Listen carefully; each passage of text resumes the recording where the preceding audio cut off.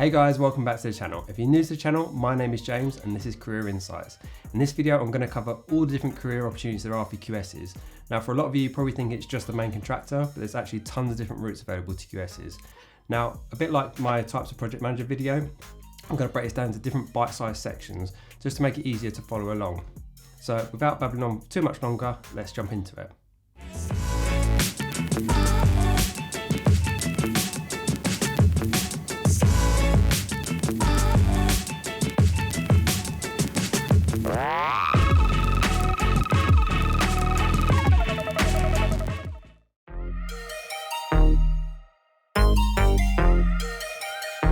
Let's deal with the easiest one first, which is main contractors or developers. Now, the reason why I couple them together is that the main way that they make money, or the main way the businesses make money, is from delivering construction projects. So obviously main contractor is for delivering for clients, that's how they make their profit and how they earn a living. And then on developers side of it, whether it's commercial, residential, retail, whatever it is, the main way that they make money is by delivering those projects, by selling them or by renting them. So that's the core. And ultimately, when it comes to the QS role in those two jobs, it's very, very similar. There's an 80% chance you're going to be site-based, and obviously the role itself is going to involve a lot of sourcing pricing, negotiating with subcontractors, letting contracts, and obviously the overall responsibility is the financial element of that project. And obviously your success is probably going to be derived on how well you manage the budget. So obviously the lower cost you bring in, the more profit your company is going to make, and therefore that will probably be deemed as a success or failure of the overall project. It may not be your responsibility that you've gone over budget, but ultimately that's what you're responsible for. Now, I'm not going to go into too much more detail on this role because I feel like most of the audience tuning in probably know quite a bit about this role. And obviously we've done an interview with Anthony and he goes into a massive amount of detail into this role. So go and check out his video if you haven't already.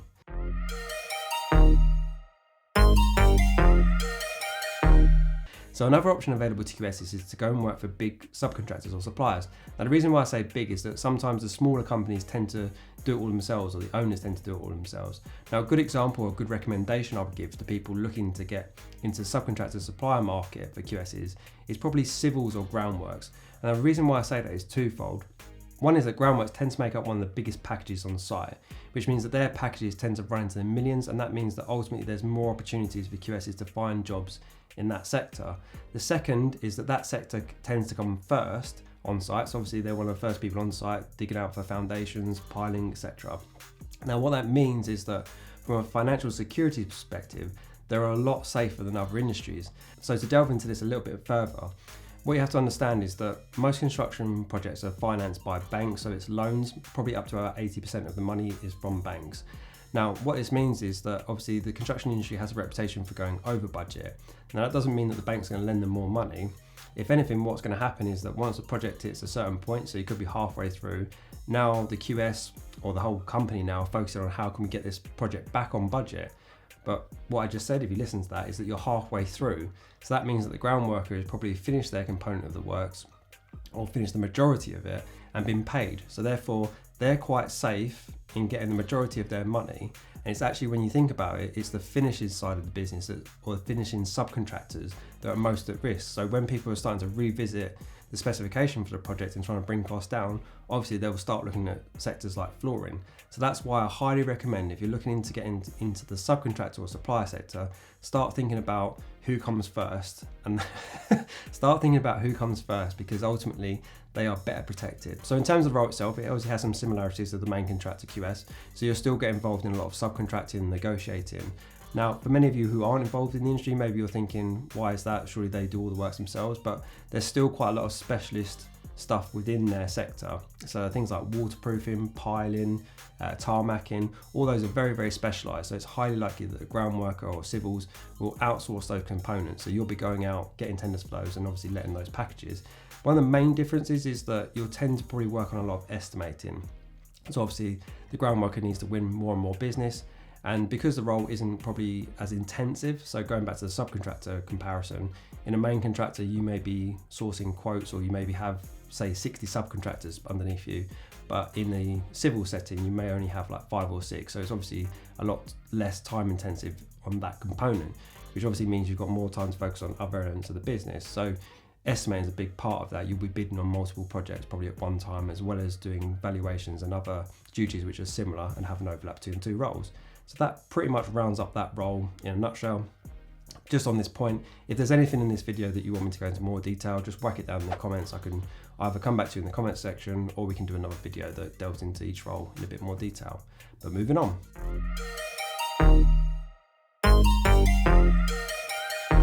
Number 3, consultancy QS. So this is something I covered in the 3 types of project manager, but if you missed that video, essentially the easiest way to explain a consultancy QS is actually give an example of a client that would need a consultancy QS. And in that video, I'll give the example of a university. So a university might be looking to expand its campus. It may be looking at building a whole new building that maybe costs 5 million, and they know how many square feet they want it to be. But ultimately, there's no one within that business that knows how to build or has any background in building. So they have no idea if the budget sum that they've got and the idea that they have will come together.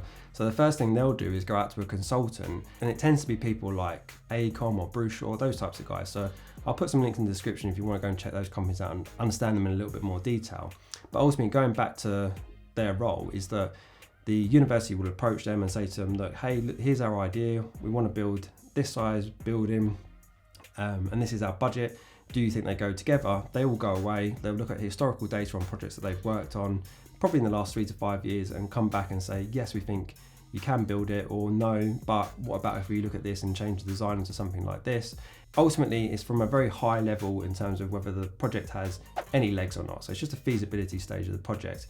Now, if they want to go ahead, at that point, the client has so much choice as to what involvement they want that consultant to have. So they could have tons of involvement. So it could be that they go out and source the design team and put them together in the whole project. But what typically happens is that they'll just focus on the construction element. So they may put a specification together with the design team that the client has gone and hired, and then they'll go out and they'll probably go out to something like 5 to 7 main contractors to tender for the works, go through that process, and ultimately at the end of that process they'll award the contract to the main contractor. And then when it hits site point, they'll basically do like a monitoring role, which is so once a month they chair meetings. They'll also do valuations as it goes along, and then towards the end of the project they'll start to do things like snagging and obviously getting ready for the handover process, working with the client to basically see out the contract and make sure that any variations and obviously the quality is there. So it's that type of component as you go along through the project. Now, this bit is a little bit blurred in terms of, well, what's the difference between a QS and a PM from a consultancy side? And honestly, it just is a bit blurred. That sometimes these consultancies have separate QS roles, so you'll just focus on the financial elements, so you'll do the valuations, you'll work on the tenders, and you'll work on the feasibilities in terms of whether something is financially feasible, and from that point you'll stay there and the PM will take it over. But in other consultancies, they'll mix the two together. So, and they also have other different names just to complicate things. You'll have things like employers agents, contractors, administrators. So if you're searching for this role, just make sure that you write down all the different words, and when you're searching on the job boards that you can put those words into it, because honestly, there's not a sweet science to this. There's not this one perfect box fits this job title. It is a bit blurred, but ultimately QSs can go into this role and do dominate in this role. So that's that one.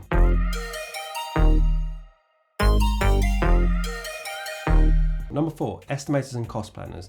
Now, if you haven't seen it, we've got a video on the channel from John who's gone into this role in great detail. So go and check that out because he explains it really well. Now, to come at it from a global perspective, what you have to remember is that this is typically something that the real big boys have. So big main contractors, big developers.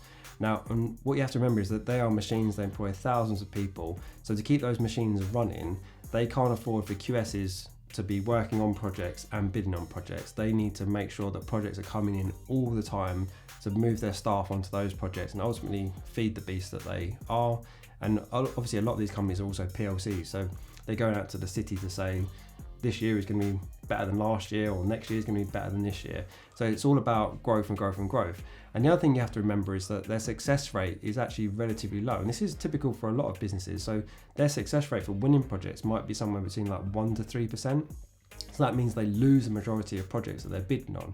So that means that's another component of why you need someone just to focus on this element of it. And the big companies obviously have teams of people working on this side of the business, just so they stand a chance of making sure that they keep that flow coming into the business. So in terms of the role itself, comparing it to QS is quite difficult. Essentially, what you have to remember is that being an estimator, you're probably like 2-3 steps removed from a QS. So the QS is quite granular in what they're getting involved in.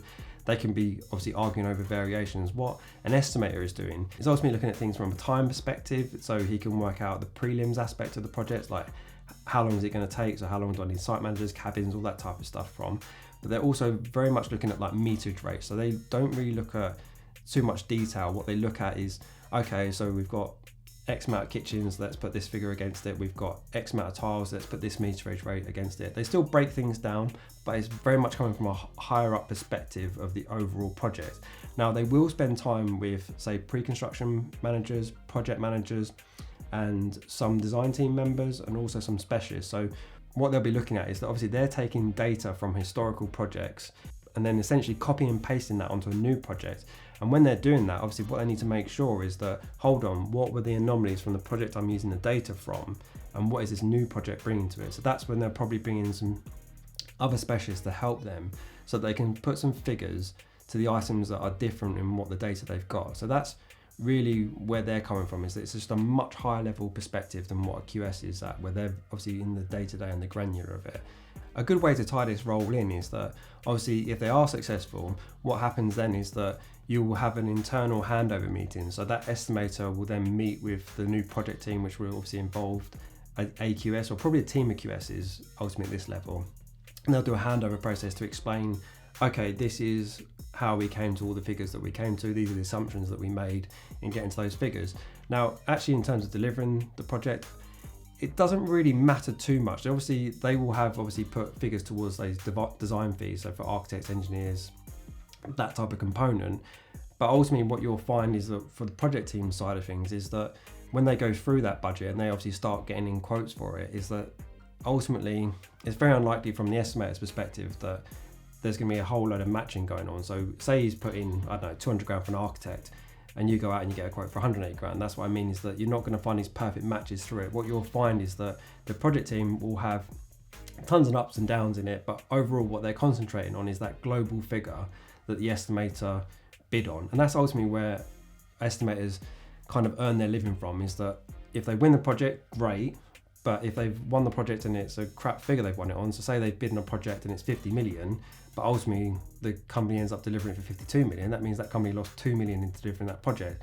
Now that happens, I don't think that doesn't happen, it definitely does happen in the construction sector.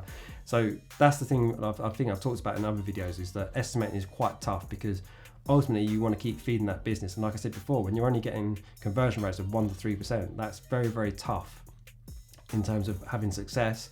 And obviously you're coming under pressure from the business that, hey, we need to win more work. And obviously using recession as a good example, and there's not as much work to go around there, it is this constant balancing act that you're trying to go through, that yes, you want to pick up things and make sure your company makes money, but you're also under pressure. So it's a tough role with this. Again, if you've got any more questions, whack them in the comment section, or go and check out John's video. He gives a much better overview, because obviously he does that on a day-to-day basis.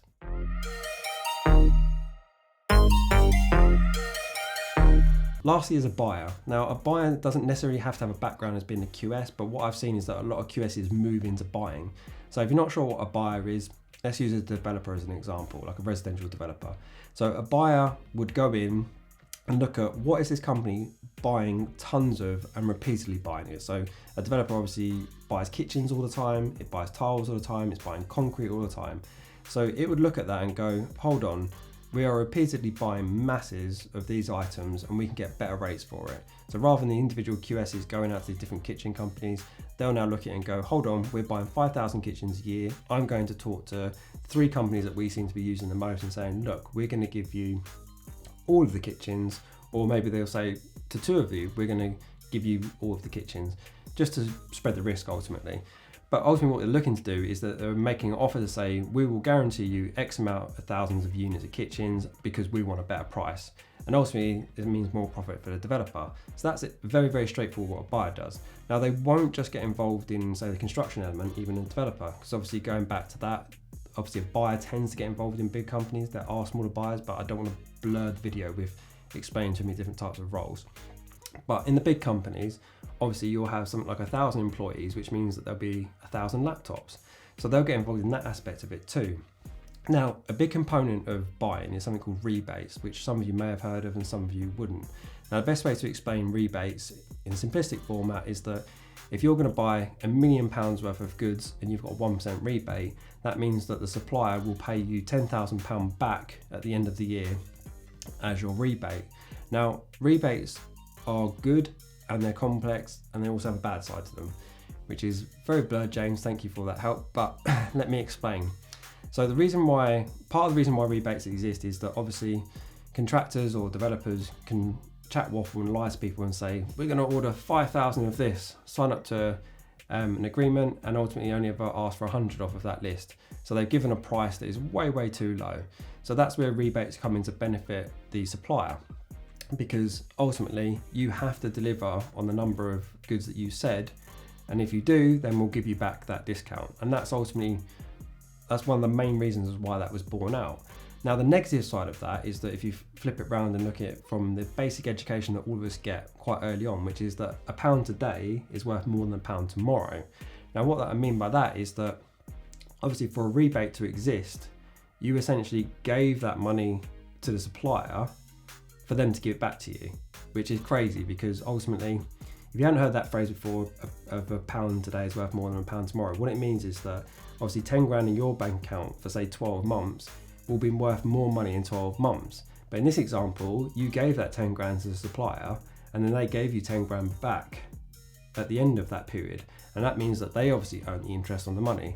And that's why I'm saying there's a bad side to rebates, is that ultimately you shouldn't be handing over your money for it to be given back to you. So it's blurred lines in rebates. I think that they do have some positives, but they also do have some negatives. So buying itself can be either really straightforward or it can be really complicated. Now, something straightforward could be like the kitchen example I gave you earlier, where ultimately your company might only be actually buying from 2 or 3 different companies. So to consolidate to 1 or potentially 2 just to spread the risk is actually really easy.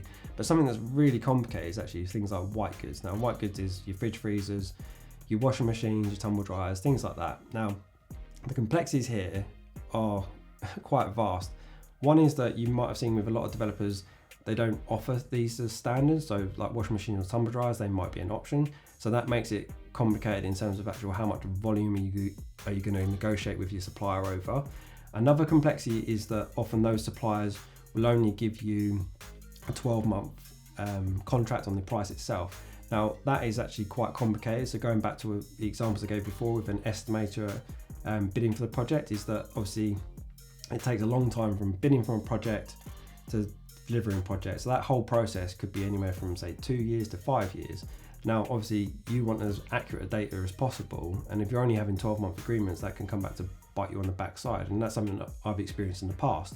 Another anomaly is the branding of the company itself. So obviously for developers, they can be delivering projects from say 200 grand all the way up to 5 million. And that means that your 200 grand flat is going to have a different level of product in it to your £5 million house. Now, there are some companies out there, so Electrolux are a good example, that they've got Electrolux, Zanussi and AEG underneath their group. But ultimately, and this isn't just my opinion, it's a lot of people's opinion in the industry, is that one of the issues with that is that over time, they're now blurred in terms of actually how people perceive them in the industry. What I mean by that is that Zanussi, Electrolux and AEG are all kind of perceived as very similar brands. They haven't done a particularly good job at making AEG luxury over time. It's kind of diminished. So going back to someone like Miele is a good example, that they have a very high opinion, or very highly thought of from a branding perspective. So you would put something like that in your higher end property, and you probably put something like Zanussi in your lower end property. But what that means is that when you're trying to negotiate with suppliers, you're stuck in this ground of, well, we're already dealing with 3 or 4 different suppliers. What's the benefit of this buying agreement? Because we're still going to be dealing with 3 or 4. And that's where you have internal battles. So you might be having an internal battle with, say, your sales team, that they want the best of the best, but ultimately your job as the buyer is to bring costs down and down and down. And then going back to the rebate, one of the big issues I have with rebates is that I think over time, that whole sector, like the buying sector, kind of relies on the rebates to show their success, which I think is counterintuitive. So just that example I gave is that obviously you're handing money out to be giving it back. So I feel like that's something that the industry needs to address, is that you can't get people obsessing over how much the rebates are coming back, because ultimately rebates could also be viewed as a failure, because ultimately you let that money out of your company to come back into it, and it would have cost you a lot of money in interest. But anyway, back to being a buyer. that is a very good overview of what a buyer does. And as I said before, you don't have to have a QS background to be a buyer, but what you see is a lot of QSs becoming buyers further down the line. I'll very quickly touch on what that means in smaller companies. So this could be in subcontractors and contractors. But ultimately, what happens in those components is that, let's use a carpentry buyer, for instance, is that buyer will be, say, talking to people like Travis Perkins to get deliveries out. So the carpenters will call into the office to say, we're short on this and this, and they'll get on the phone, get that order, and it'll get delivered to site the next day. So sometimes that's what a buyer is termed as. And as I said earlier, quite often in construction, there is overlaps with jobs depending on the size of the company and what you do. So in a very small company, a QS can be an estimator. Obviously, an estimator can be just an estimator in a very big subcontractor. But I've tried to keep this as clear and as concise as possible, and hopefully that's come across to you today. As always, if you've got some value from the video, please smash the thumbs up button. It massively helps us with the YouTube algorithm. And guys, I'll see you in the next one. Thank you.